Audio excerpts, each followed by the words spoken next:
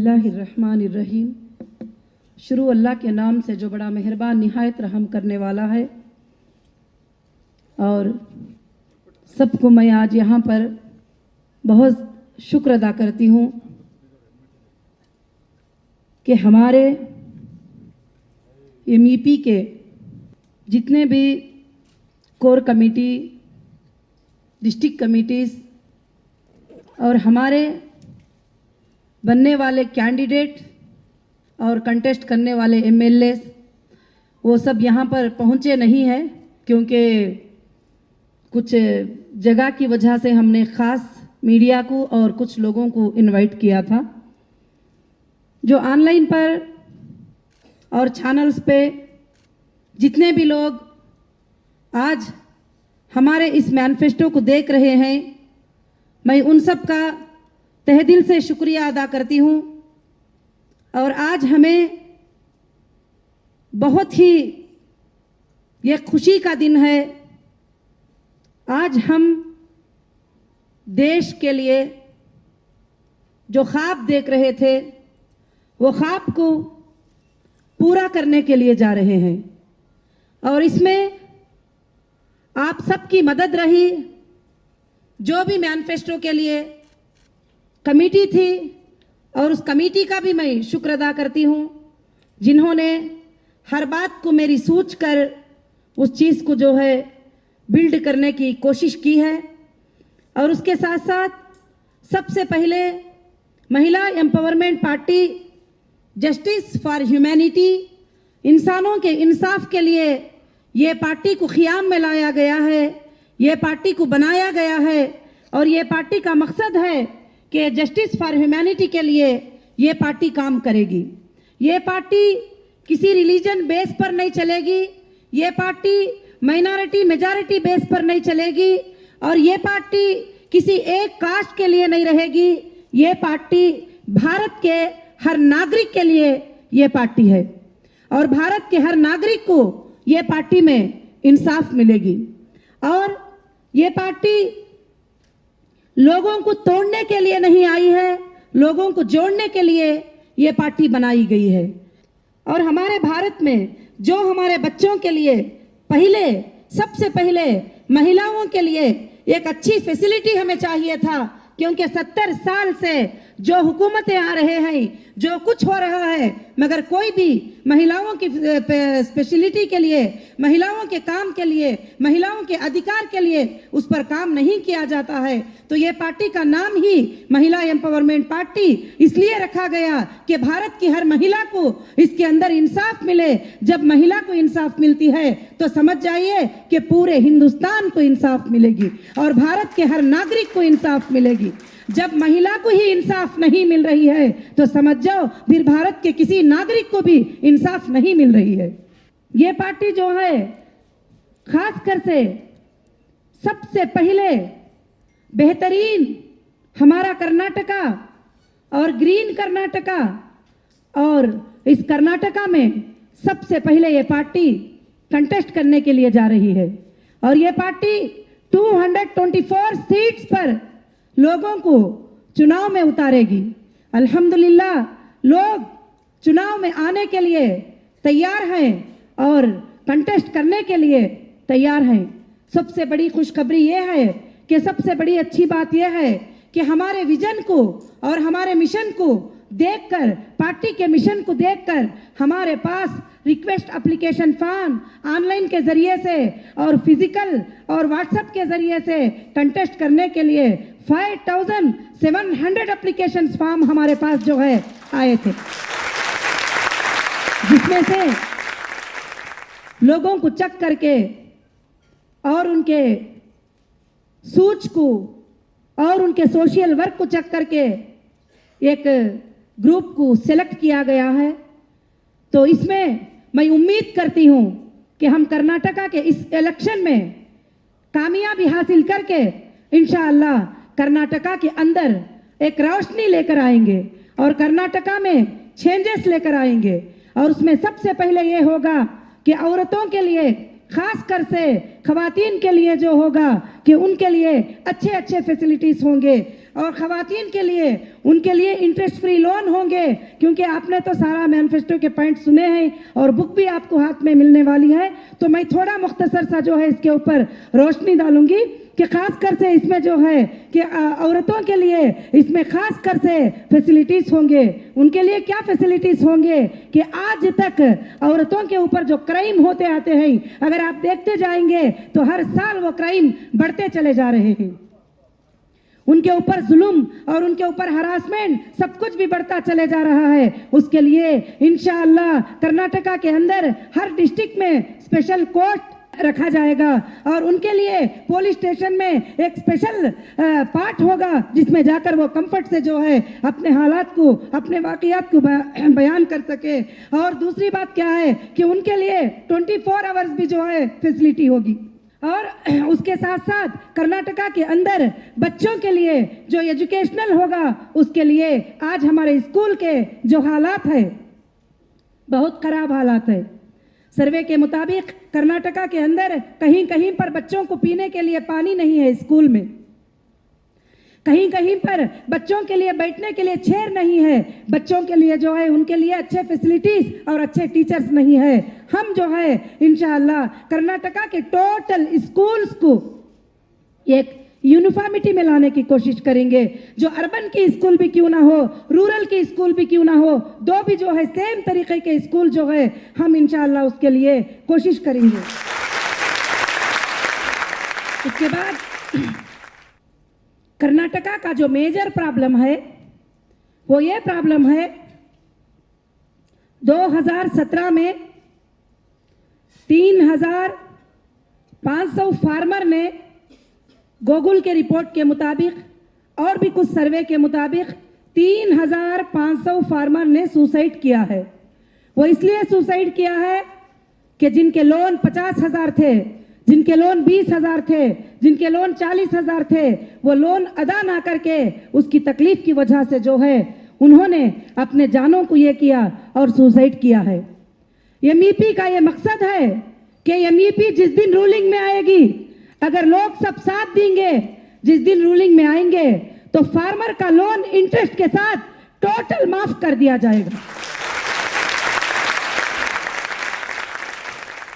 और फार्मर्स के लिए खासकर से उनके सपोर्टिंग के लिए, उनके जियोलॉजिकल टेस्टिंग के लिए हर डिस्ट्रिक्ट में उनके लिए एक सेंटर होगा, उनके लिए गाइडेंस करने की एक टीम होगी कि उन्होंने किस तरह से फसल में अगर पैसा रखेंगे तो वो फसल में उनके लिए फायदा होगा, नुकसान होगा, उस पर उनको ट्रेनिंग सेंटर रखे जाएंगे। और दूसरी बात, उनके जो बिल होते हैं, चाहे वो शुगर की बिल क्यों ना हो, उनके प्रोडक्ट की बिल क्यों ना हो, जब सरकार की बिल होती है तो हमने सर्वे किया है, सर्वे में उनके बिल 6 महीने, 7 महीने, 8 महीने, 9 महीने फसल आ जाने के बाद भी उनको बिल नहीं मिलती है। मगर जब एमईपी की सरकार आ जाएगी तो एमईपी फार्मर्स के लिए एडवांस देगी, उनके बाद बिल डिले नहीं करेगी, उनको एडवांस में पेमेंट करके रखेगी ताकि उनके लिए इजी हो जाए। क्योंकि फार्मर का खुश रहना हमारा सबका खुश रहना है और फार्मर का खुश रहना भारत का खुश रहना है। क्योंकि फार्मर की जो मेहनत है वो हमारे हर घर में, बगैर फार्मर के मेहनत के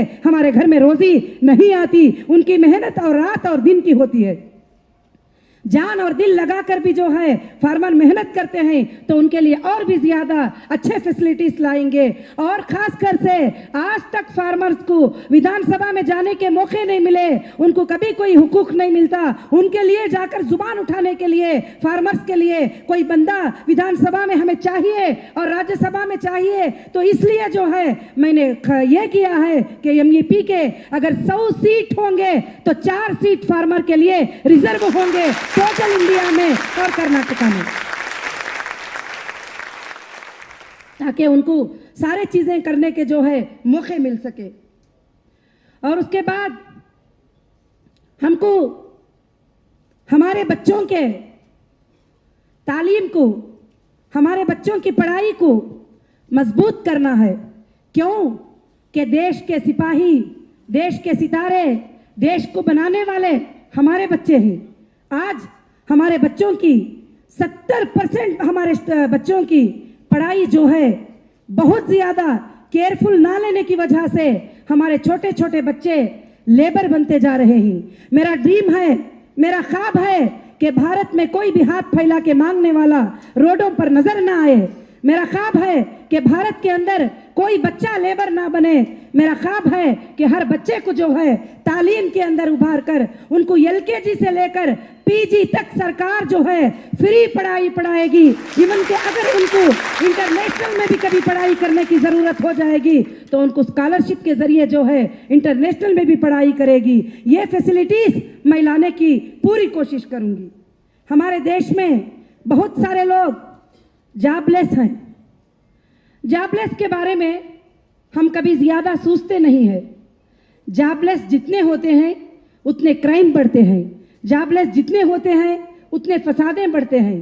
तो इसलिए जितने भी यूथ, जितने भी वुमेन हमारे पास जॉबलेस हैं और हमारे कर्नाटका में जॉबलेस है, उन सब के लिए अलग फैसिलिटीज लाके हर डिस्ट्रिक्ट के अंदर कम से कम 1 लाख जॉबलेस लोगों के जॉब के लिए industrial small scale IT centres में डालकर उनके जॉबलेस जो है उसको मैं इंशाअल्लाह खत्म करके बताऊंगी। और उसके साथ साथ भारत में सबसे ज्यादा जरूरी यह है कि हमारे लोग 20% से 25% लोगों के पास पूरे भारत के अंदर बहुत बड़े बंगले, बहुत बड़े बड़े घर, बहुत बड़े बड़े चीजें हैं। 30% लोग भारत के नॉर्मल मिडिल क्लास में वो लोग चलता है, उनके पास अच्छे घर होते हैं। और 20% भारत के लोग जो अच्छे अच्छे रेंट पर अच्छे अच्छे चीजें लेकर रहते हैं। और 30% भारत के लोगों के पास जो है रहने के लिए घर नहीं है, मगर वो रहते हैं फिर भी छोटा मोटा रेंट देकर अपने घरों में रहते हैं।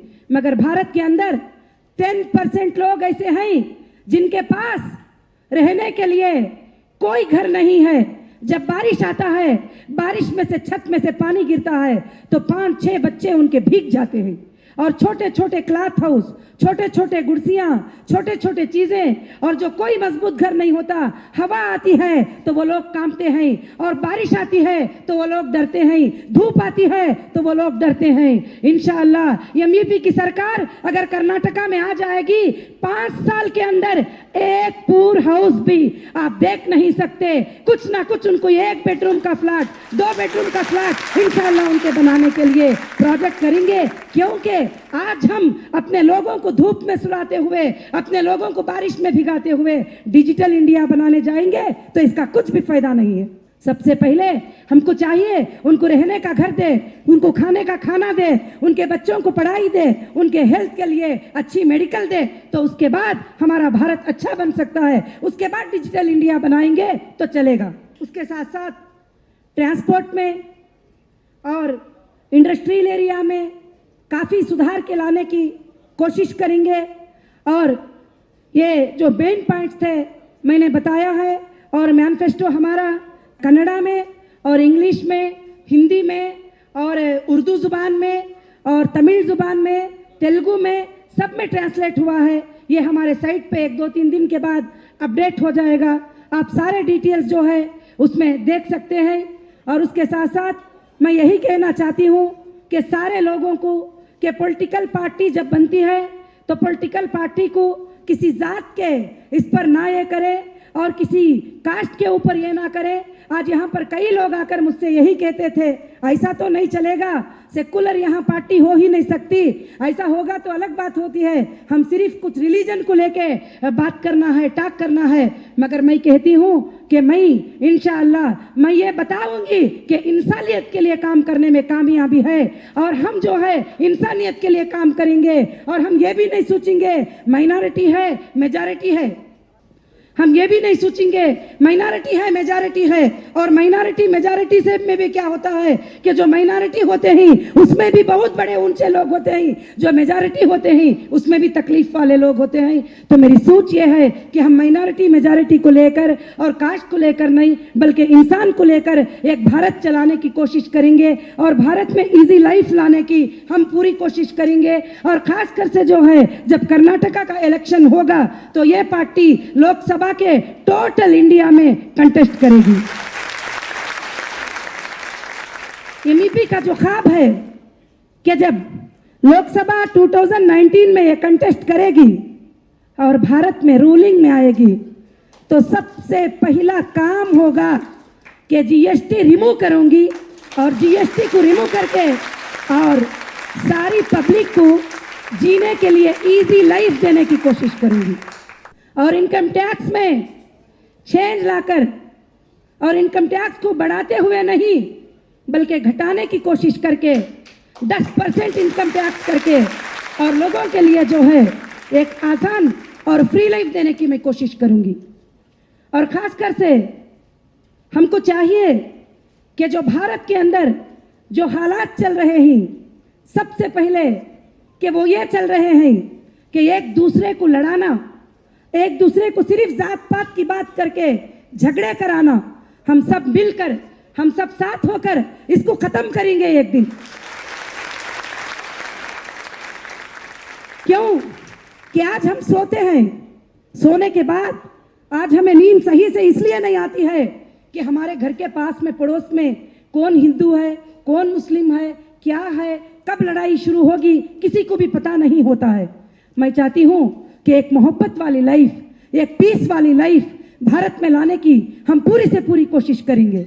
और खासकर से जो है हमको चाहिए कि कम्युनल माइंड को जो है हमको हटाना चाहिए और कम्युनल ख्यालात को जो है हमको हटाना चाहिए, क्योंकि हम भारत में हैं तो भारत के नागरिक बनकर हमको काम करना चाहिए। इसीलिए आज हमारे जितने भी कैंडिडेट सेलेक्ट हुए हैं वो किसी जात के बेस पे नहीं, किसी शहर के बेस पे नहीं, किसी जमात के बेस पे नहीं, उसमें टोटल रिलीजियस वालों के लिए सीट मैंने फाइनल किया है, दलित के लिए सीट मैंने फाइनल किया है, लिंगायत के लिए मैंने सीट फाइनल किया है और मुस्लिम के लिए मैंने सीट फाइनल किया है, हिंदू के लिए मैंने सीट फाइनल किया है। और खासकर से मैं चाहती हूँ कि ये हम सब मिलकर जो है भारत के अंदर एकता की एक आवाज बताना हमारा ख्वाब होगा और एक अच्छी लाइफ, एक ईजी लाइफ भारत के अंदर लाना हमारे लिए जरूरी है।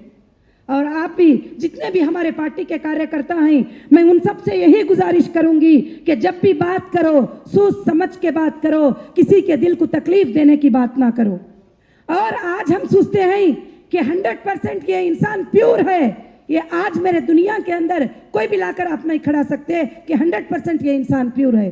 तो सबसे पहले अपने गलतियों को देखने की कोशिश करो, बाद में दूसरों के गलतियों पर उंगलियां उठाने की कोशिश करो।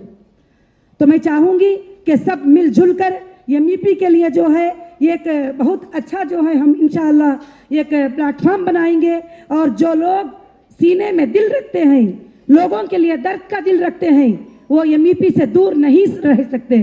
और मैं चाहूंगी कि कुछ ही दिनों में पूरा भारत एमईपी में जैन हो जाएगा और एमईपी का ख्वाब है कि पूरे भारत में खुशियां लाना।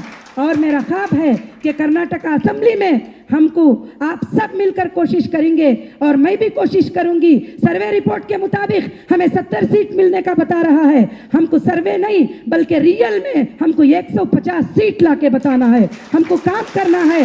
जो ड्रीम जो ख्वाब मैं बताई हूँ वो ख्वाबों को पूरा करने के लिए आप सबकी साथदारी जो है सबसे ज्यादा जरूरत है। मैं सारे गेस्ट का जो है मैं शुक्र अदा करती हूँ कि आप सब यहाँ पर पहुंचे हैं और मैं मीडिया का भी शुक्र अदा करती हूँ। और जितने लोग चैनल्स पे वॉच कर रहे हैं, काफ़ी चैनल्स पे ऑनलाइन आ रहा है, तो वह चैनल्स वालों का भी मैं शुक्र अदा करती हूँ। और मैं कोशिश करूँगी कि आज मैंने पेपर्स पे ये मैनिफेस्टो आपको शो किया है और मैंने पेपर्स पे आपको बताया है 5 साल के बाद रियल इसके वीडियोस में आपके सामने शो करूंगी, हर प्रोजेक्ट के वीडियोस में तुम्हारे सामने शो करूंगी। क्योंकि कहने से ज़्यादा हमको चाहिए कि कहने से ज़्यादा उस पर काम करने के लिए कोशिश करें। मुझे प्रैक्टिकल चीज़ें बहुत पसंद ही, बोलना लिखना तो हर कोई बोलते हैं। अभी आप पिछले सालों के मैनिफेस्टो 2013 का एक बार निकाल कर चेक कर लीजिए, राइट करके बताइए अगर उसमें 2% कोई काम हुआ है तो मुझे बताना, सिवाय अखबारात के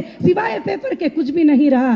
तो हमको चाहिए कि हम इंशाअल्लाह मैनिफेस्टो को कंप्लीट करने में, मैं ये नहीं कहूंगी कि मैं अकेली करूंगी, मैं ये कहूंगी आप सारे कर्नाटका वाले मुझे साथ देंगे और सारे लोग मुझे साथ देंगे तो मैं जरूर जो है ये मैनिफेस्टो को कंप्लीट करके बताऊंगी। और दूसरी बात जो है, जब हमारी रूलिंग आ जाएगी तो मैं ये मैनिफेस्टो को आपके सामने डेट रिलीज करूंगी कि इतने डेट में मैं घर बना दूंगी और इतने डेट में मैं जो गरीब है उन लोगों के लिए ये हेल्प करूंगी तो मैं डेट वाइज आपके सामने देकर मैं पूरा करने की कोशिश करती हूं, क्योंकि मुझे प्रैक्टिकल करना बहुत ही ज़्यादा पसंद है। तो मैं उम्मीद रखती हूं कि हमारे मैनिफेस्टो को पढ़ेंगे और समझेंगे और इसको कर्नाटका के हर घर घर में पहुंचाने की कोशिश करेंगे और पहुंचाने की कोशिश करके खासकर से जो है इस पार्टी को मजबूत बनाने की कोशिश करेंगे। जय हिंद, जय कर्नाटका।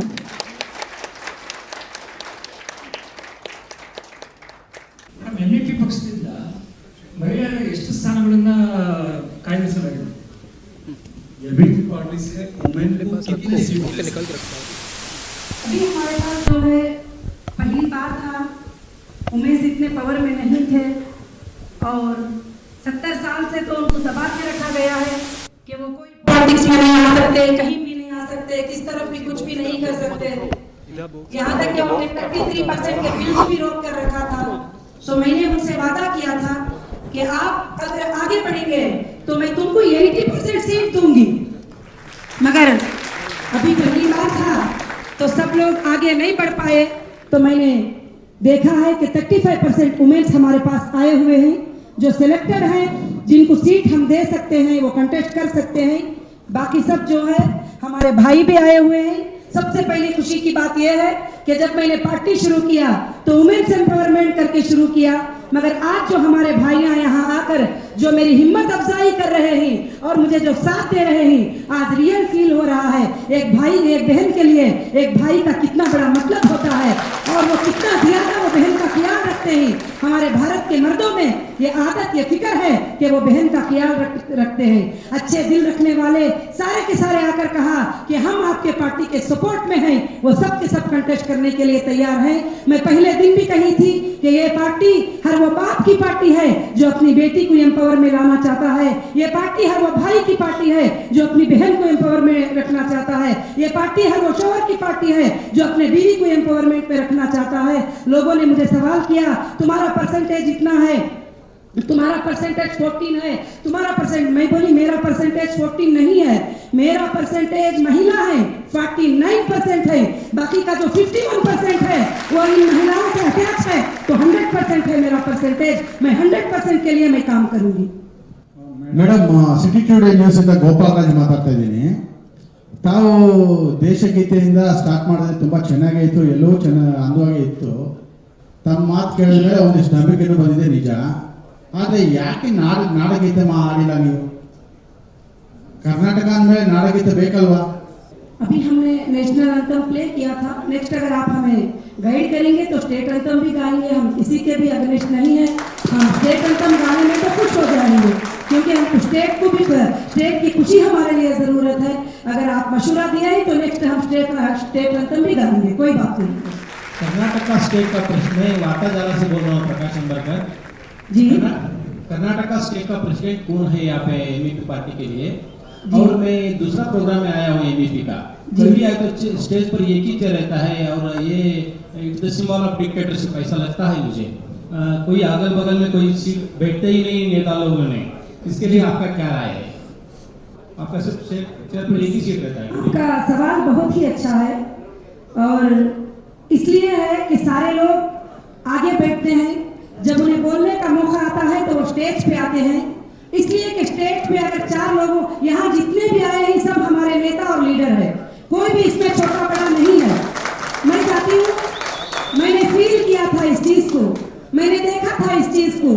अगर मैं 4 लोगों को स्टेज पे बिठाती हूँ तो सारे लोग सामने से दर्द का चेहरा मैं देखती हूँ। तो मैंने वो चीज को रिमूव किया, इसलिए कहा कि जब कुछ जिसको भी बोलना है वो स्टेज पे आ जाएंगे, नहीं तो वो सबके लेवल में बैठे रहेंगे। तो मेरे ख्याल से काफी सबके लोग जो है खुश हो जाएंगे। मेरी यही वजह थी इसके अंदर। ಮೇಡಮ್, ನಮಸ್ಕಾರ. ಮಾದೇಗೌಡ ಅಂತ ಸಾಕ್ಷಾತ್ ಸುದ್ದಿ ಪತ್ರಿಕೆ ಸಂಪಾದಕ. ಕರ್ನಾಟಕದ ರೈತರಿಗೆ ಎಷ್ಟು ಸೀಟ್ ಕೊಡ್ತೀರಾ? How many seats you giving? Is it ladies or gents? अभी कर्नाटका में हम फार्मर्स के लिए 4 से 6 सीट्स हमारे पास फिक्स हो चुके हैं। अभी हो सकता है इन 2-3 दिनों में और भी ज्यादा मौका मिल सके उनके लिए। ಮೇಡಮ್, ಇದರಲ್ಲಿ ಎಂಪ್ಲಾಯ್ಮೆಂಟ್ ಬಗ್ಗೆ ಹೇಳಿದ್ರಿ. ಒಂದು ಎವ್ರಿ ಇಯರ್ 10 lakh ಜಾಬ್ಸ್ ಕೊಡ್ತೀನಿ ಅಂತ ಹೇಳಿದ್ರಲ್ಲ, ಇದಕ್ಕೆ ಇಂಡಸ್ಟ್ರಿಯಲ್ ಪಾಲಿಸಿ ಬಗ್ಗೆ ನೀವು ಏನು ಹೇಳಿಲ್ಲ. ಯಾವ ಥರ ಬರುತ್ತೆ ಇಂಡಸ್ಟ್ರಿಯಲ್ ಹೆಂಗೆ ಬರುತ್ತೆ? ನೀವು ಇಂಡಸ್ಟ್ರಿಯಲ್ ಪಾಲಿಸಿಗೆ ಪವರ್ ಯಾವ ಥರ ಕೊಡ್ತೀರಾ? ಲ್ಯಾಂಡ್ ಹೆಂಗೆ ಕೊಡ್ತೀರಾ? ಇದು ವಾಟರ್ ರಿಸೋರ್ಸ್ ಹೆಂಗೆ ಕೊಡ್ತೀರಾ? ಸುಮ್ಮನೆ ಬಂದು ಕರೆದ್ರೆ ಬರಲ್ಲ ಇಂಡಸ್ಟ್ರಿಯಲ್. देखिए, हमारे सर्वे के मुताबिक, एक सर्च के मुताबिक, अगर हम जॉबलेस को जॉब देना चाहते हैं तो बहुत सारे रिसोर्सेज हमारे पास है और महिलाओं के लिए small scale industries district wise करके और वहाँ के जितने जॉबलेस लोग हैं उसको 50% हम जॉब दे सकते हैं। जो पढ़े लिखे यूथ है उनके लिए हम IT डेटा सेंटर कायम करके उनको जॉब दे सकते हैं। और मैं ये कहती हूँ कि हमारे एक यूथ को जो IT जानता है, अगर उसको हम 50,000 सैलरी देते हैं वो हमें 2 लाख कमा के देगा गवर्नमेंट को। ये भी मैं चैलेंज करती हूँ, क्योंकि हमारे लिए कमाई भी होगी, उनके लिए जॉब का भी जरिया हो जाएगा। आज इंटरनेट के आने के जरिए से जॉब इंडिया का ही नहीं, आज इंटरनेट के आ जाने की वजह से जॉब इंडिया का ही नहीं बल्कि इंडिया में बैठ के टोटल वर्ल्ड का वर्क जो है मैं हमारे यूथ को लाकर करा के बताऊंगी। कोई भी जॉबलेस इंशाल्लाह नहीं रहेगा। हेलो, चुनाव में आप भी चुनाव लड़ेंगे या प्रत्याशियों को मैदान में उतारेंगे? मैं अभी फिलहाल जो है चुनाव में लोगों को उतार रही हूँ। लोकसभा में मैं जरूर चुनाव लड़ूंगी। कर्नाटका इलेक्शन होने के बाद अगर किसी पार्टी चाहे कांग्रेस हो या बीजेपी अगर वो आपका सपोर्ट पूछेंगे तो आप कांग्रेस को देंगे या बीजेपी को देंगे? जी देखिए, इलेक्शन होने के बाद मैं 100% कोशिश करूंगी कि रूलिंग में हम ही आए।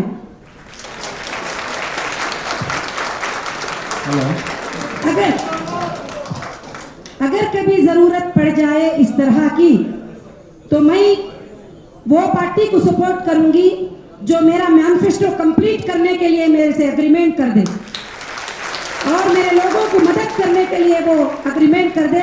मैं वो पार्टी की मदद करूंगी। ಮೇಡಮ್ GST ರಿಮೂವ್ ಮಾಡಕ್ಕೆ ಹೇಗೆ ಆಗುತ್ತೆ madam? GST you are telling you remove GST no? Yes, how it is possible ma'am? बिल्कुल पॉसिबल है, कैसा होता? बहुत पॉसिबल है। आप और एक सीट भी नहीं है ना जी इंडिया में, एक सीट भी नहीं आफ्टर यू आर ड्रीमिंग। या एक्सक्यूज मी, मैंने ये नहीं कहा कि मैं अब GST रिमूव करूंगी। अगर होता खुदरत तो अब 1 घंटे में GST रिमूव करके घर को जाती थी।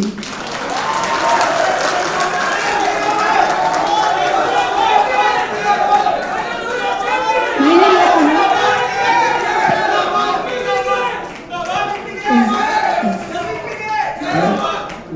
और स्टेट में भी मैं GST रिमूव नहीं कर सकती क्योंकि ये सेंट्रल का फैसला है। इसीलिए मैंने कहा है कि लोकसभा कंटेस्ट करूंगी, लोकसभा में रूलिंग में आऊंगी, उस वक्त पहले दिन ही GST को खत्म करके बताऊंगी। दशरथ प्लीज दशरथ। ये मेरी सोच है और ये मेरा ख्वाब है। Madam, there is a serious allegation, there is a serious rumors are spreading over there. MEP is indirectly supporting BJP. It's another B team of BJP. There is a serious allegation. What you want to tell about this? False allegations. और ना मैं BJP से हूँ, ना मैं कांग्रेस से हूँ, ना मेरे पीछे कोई बड़ा लीडर है, ना मेरे पीछे कोई बड़ी पार्टी, बड़ी ताकत है। और इस पार्टी को मैं इस देश के आम नागरिकों के भरोसे और मेरे अल्लाह के भरोसे, मेरे महिलाओं के भरोसे से मैंने शुरू किया है। मैं चैलेंज करती हूँ, मैं कोई पार्टी से देन नहीं हूँ, कोई पार्टी के सपोर्ट में नहीं हूँ, ना किसी पार्टी ने मुझे सपोर्ट किया है, ना कोई बैक में मेरी पार्टी है। ಮೇಡಮ್ ನಮಸ್ತೆ, ಕನ್ನಡ ಟಿವಿಯಿಂದ ನೀವು ಹೇಳಿದ್ರೆ 70 ಸೀಟ್ ಬರುತ್ತೆ ಅಂತ ಸಂತೋಷ. ನೀವು 70 ಸೀಟ್ ಬಂದ್ರೆ ನೀವು ಯಾರ್ಯಾರ ಜೊತೆ ಅಲಯನ್ಸ್ ಆಗ್ತೀರಾ?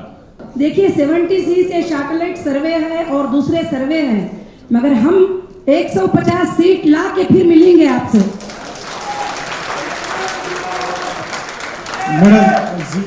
और अगर कम हो जाएंगे तो इससे पहले मैंने बताया था कि जो मेरे मैनिफेस्टो को, जो यहाँ कर्नाटक की जो पब्लिक है और प्रजा के लिए जो मदद करने के लिए मेरे से एग्रीमेंट के लिए रेडी हो जाए, मैं उसकी मदद करूंगी। मैडम जी मीडिया से शाहिद था जी।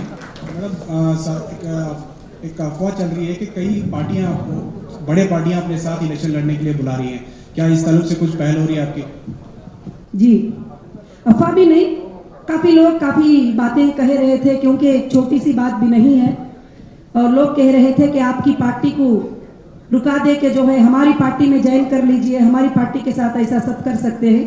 तो मैंने उन सबको एक ही जवाब दिया है कि हम किसी के फैसलों के नीचे दबने वाले नहीं हैं, इसलिए ये पॉलिसी हमारे लिए नहीं चलती, ये पॉलिसी हमारे पास नहीं चलती, क्योंकि हम फैसले नहीं दे सकते। ना हमें मिनिस्टरियां चाहिए, ना हमें चीफ मिनिस्टरी चाहिए, ना हमें प्राइम मिनिस्टरी चाहिए, हमें सिर्फ हमारे प्रजा के लिए इंसाफ चाहिए, इसी के लिए हम लड़ेंगे। मैडम, पार्लियामेंट इलेक्शन में क्या आप कर्नाटक से इंतखाब लड़ेंगे या किसी और स्टेट से लड़ेंगे? और हम 4 स्टेट में असेंबली इलेक्शन का हमारा प्लान हुआ है, महाराष्ट्र, तेलंगाना, आंध्रा, कर्नाटका, अगर हो सके तो असेंबली इलेक्शन तमिलनाडु, बाकी के टोटल इंडिया में लोकसभा इलेक्शन की हम एक सीट भी नहीं छोड़ेंगे, टोटल लोकसभा सीट पे कंटेस्ट करेंगे और इंशाल्लाह लोकसभा में कंटेस्ट करके 350 सीट से ज्यादा सीट्स लाके बताएंगे। Ma'am, this is Prajna from Saral Jeevan channel. When are you going to release your first list of candidates, and are you contesting in Karnataka? और 15 के दिन जो है हम लोग 75% कैंडिडेट का लिस्ट जो है रिलीज कर देंगे, और बाकी का 16 जो है हम टोटल रिलीज कर देंगे। You are contesting in this state. No, madam. You are contesting in Karnataka. Assembly मैं नहीं कर रही हूँ, मैं लोकसभा करूंगी जरूर से। Hello madam. Hello ma'am, this is Afshan from the Hindu paper. जी, I just wanted to ask you, you said now that there is a lot of demand for seats from your party. So what is the criteria on which you're choosing your candidates? On what basis will you finalize the candidates? And what qualities do you want in your candidates? Because you say Mahila Empowerment Party.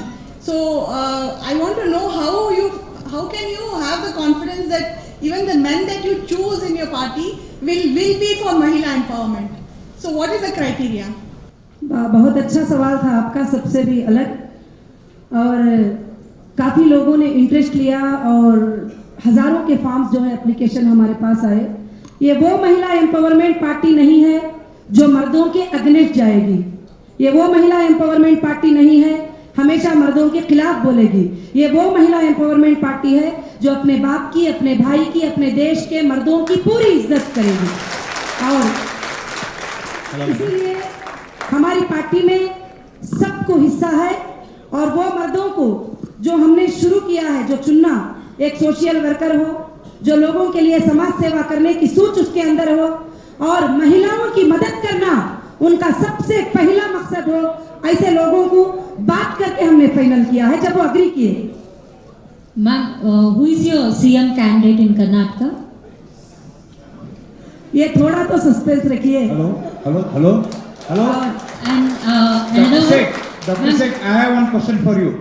और CM जो select होंगे इंशाल्लाह कर्नाटका के ही होंगे, ये बात क्या आप इत्मीनान रखिए। और मैं जब सीएम कैंडिडेट को सिलेक्ट करूंगी तो वो सीएम ऐसे रहेंगे जो तुम्हारे लिए भलाई करने वाले और तुम्हारे लिए खिदमत करने वाले, रात दिन तुम्हारे लिए सोचने वाले, ये नहीं कि सीट पकड़ के बैठ जाए। इसके लिए टाइम है, और जरूर से जरूर सीएम्स को, मिनिस्टर्स को हम जरूर सेलेक्ट करेंगे जो लोगों की खिदमत करने के लिए तैयार है। Ma'am, can we expect that candidate as women? Hello. Ji, Hello, ma'am. Excuse. I am Mr. Mohan Kulkarni from Parivartan paper, and I am sure you are going to win this election and you are going to come in power. In case Thank you come, so much. one minute. No clappings. 1 minute. If you come in power, are you going to promise today that you are going to make the first Karnataka women's chief minister? Okay, thank you. I want promise from you that you are going to elect the first Mahila chief minister. जी, मैं chief minister भी अपने आप से select नहीं करूंगी, मैं मेरे candidate से मशवरा लूंगी, मेरे कार्यकर्ता से मशवरा लूंगी, मेरे कर्नाटका के लोगों से मशवरा लूंगी, मैं पूछूंगी और उनसे वोट कराऊंगी, उनको ही मैं बनाऊंगी, वो जिसको सेलेक्ट करेंगे। मैं कभी अपने आप को भी मैं नहीं पेश करूंगी, मुझे यह जरूरत भी नहीं है। Ma'am, already JDS, Congress, BJP parties have started their rallies, paryatras. Why not MEP have started any kind of rallies, campaigns? हमारे रैलीज जो है 16 डिस्ट्रिक्ट में कंप्लीट हुए हैं। रैलीज होने के बाद ही तो पूरे कर्नाटक में पार्टी पहुंच चुकी है। अब नेक्स्ट कैंडिडेट फाइनल होने के बाद हमारे रैली स्टार्ट होंगे। Because only 30 days are left for the election. बस कोई बात नहीं है, हम 2 महीनों में इतना रीच करें तो फिर हमारे लिए 15 दिन बहुत बड़ा टाइम हो जाता है।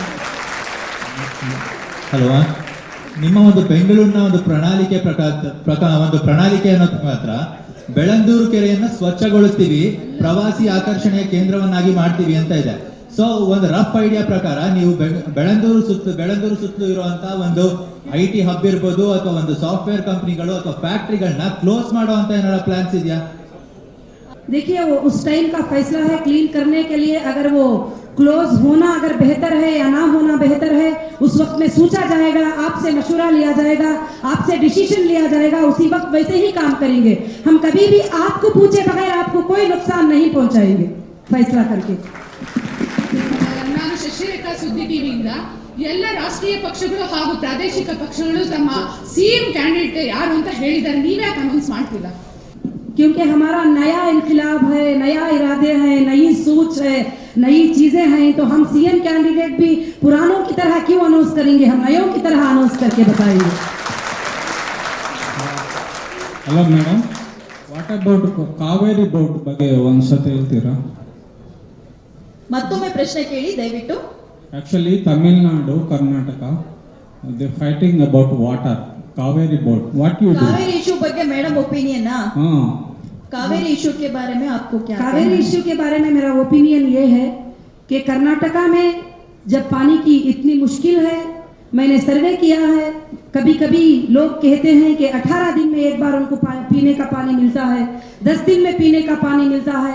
तो हमको सोचना चाहिए और तमिलनाडु के लोगों से बैठकर बात करके डिस्कस करके 100% कावेरी कर्नाटका के लिए होने के लिए बहुत अच्छे अंदाज में बगैर लड़ाई झगड़े के सोल्यूशन निकालने की मैं कोशिश करूंगी।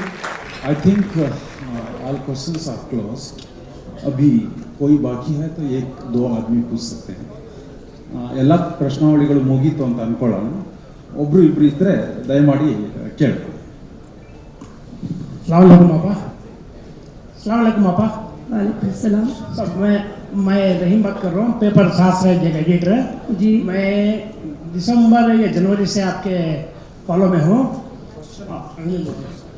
अब मीडिया के तरफ से मैं आकर हूँ और मीडिया के उस बाद आपके काम को देखकर मैं भी हमारे दबलापुर तालुक से MEP के कैंडिडेट का डालकर हूँ।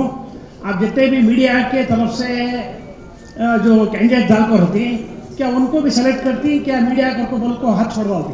बिल्कुल नहीं, मीडिया को पहले सेलेक्ट करूंगी क्योंकि अनाउंस करने के लिए मुझे चाहिए ना, मेरी बातें बाहर पहुंचाने के लिए, मीडिया इंफॉर्मेशन देने के लिए मुझे चाहिए। और सारे लोग अपने क्वेश्चन करने के लिए मैं बहुत शुक्र अदा करती हूँ। और हम सब मिलकर अल्लाह से ये दुआ करें कि हमारा जो मैनिफेस्टो आज लॉन्च हुआ है उसको कंप्लीट करने में आप सब मुझे सपोर्ट करेंगे और आप सबके सपोर्ट से ये मैनिफेस्टो एक दिन ओरिजिनल प्रैक्टिकल आपके सामने होगा। बस मैं इस बात के साथ अपनी बात को खत्म करती हूँ। जय हिंद, जय कर्नाटका। जिंदाबाद। कार्यकर्ता जितने भी लोग यहाँ जमा हुए हैं उनको खास एक नसीहत करना चाहती हूँ कि अभी कोड ऑफ कंडक्ट है, आप ख्याल रखें, लिहाज रखें अपने देश के रूल के, अपने कानून के, अपने जुडिशरी के जो भी कानून है उसको कोई भी आप कार्यकर्ता क्रॉस करेंगे मैं उनके बिल्कुल साथ नहीं रहूंगी। और विदाउट कानून को ब्रेक किए हुए जो कोड ऑफ कंडक्ट कहता है उस बात को मानकर चलने का मैं आपको नसीहत करती हूँ। कहीं भी लड़ाई आने की बात, झगड़े आने की बात, फितने फसाद आने की बात आप नहीं करेंगे। और हमको जो है एक अच्छे अंदाज में राजनीति करके भारत को बताना है, हमको आइडियल बनना है। कोई कानून कोड ऑफ कंडक्ट का क्रॉस नहीं करेंगे, कोई जुडिशरी का कानून, कोई भी लॉ को ब्रेक करके हमको कोई भलाई नहीं चाहिए, कोई लॉ को ब्रेक नहीं करेंगे किसी भी तरह से। इस बात का लिहाज किया जाएगा और हमारे इंडिया के कॉन्स्टिट्यूशन का पूरा जो है हमको इज्जत करना है और उस बात की हिफाजत करना है। ऑल इंडिया महिला एम्पावरमेंट पार्टी का लॉन्चिंग इवेंट चल रहा है। यहाँ पर हमारे साथ ज़रा शेख मैडम है।